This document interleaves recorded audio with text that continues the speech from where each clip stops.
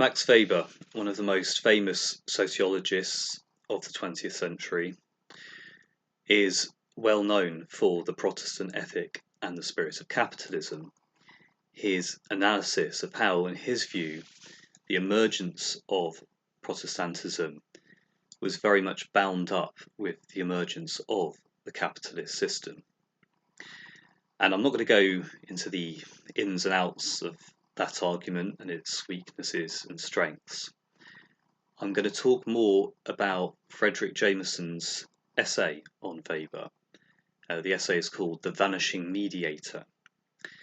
And Jameson explores Weber's psychology, his breakdown, his relationship with his parents, but also he gives an exposition of what he thinks Protestantism's function is in Weber's work, of a mediator of capitalism, a form of religion that encouraged the attitudes necessary for the furtherance of capital, which could disappear as soon as its job had finished in that regard.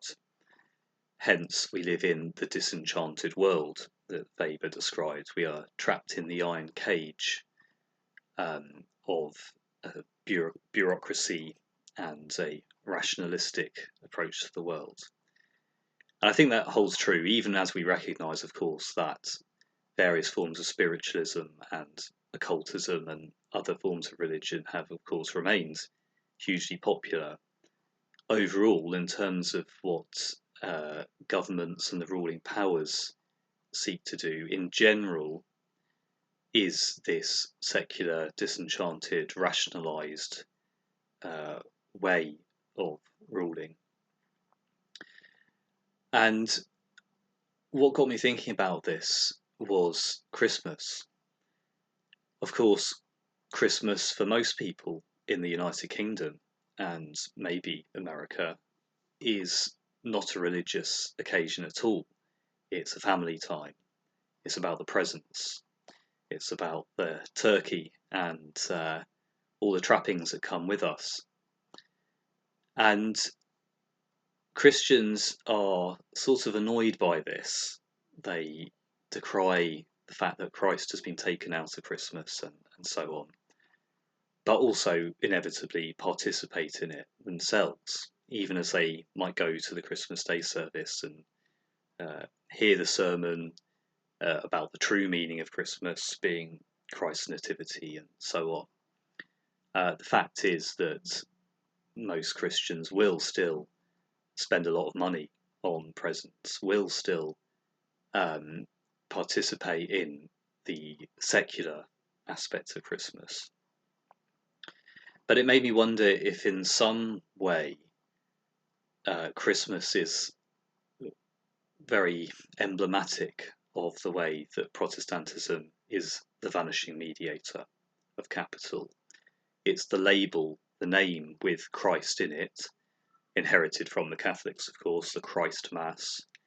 But in content, it has really been hollowed out largely of that religious aspect. You could see this with the character of Father Christmas.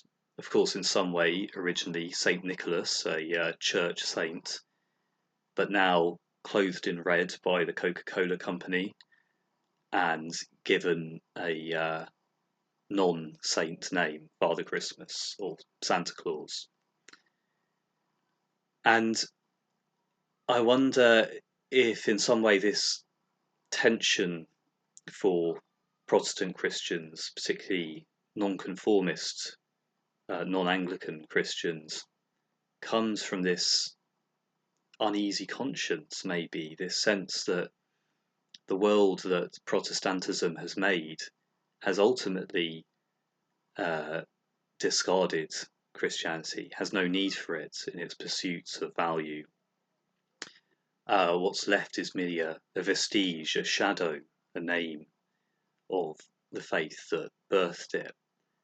And in some ways, maybe evangelical Christians, maybe the reason that they kind of become a bit more Catholic or a bit more Anglican around Christmas, they have the carols, they might have an Advent wreath or candles, that kind of thing. Maybe some of that is a recognition of the disenchanted world that their form of Christianity has made. A very bare bones structure which serves the increase of value. And in some way, they are trying to reach back to the supposedly more organic Catholic past, as I've suggested in my video on medievalism, with regards to the works of J.R. Tolkien and C.S. Lewis, which allow evangelicals to appropriate a Catholic or Anglican aesthetic at a safe distance, even where they might be very suspicious of Roman Catholics in other ways. And in this way, it's interesting that with the talk of a quiet revival, with some young people at least returning to churches, although some are turning to Protestant churches, it seems a lot of them are turning to the more Catholic communions, Roman Catholicism, Anglo-Catholicism, or Eastern Orthodoxy.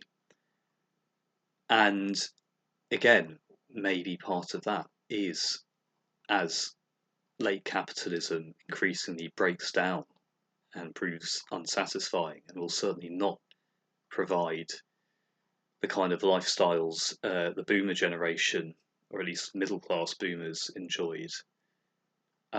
Again, maybe Gen Z are drawn to something that seems to speak of another time entirely, a time before pervasive wage labour and the dreariness of the office or factory workday controlled our lives.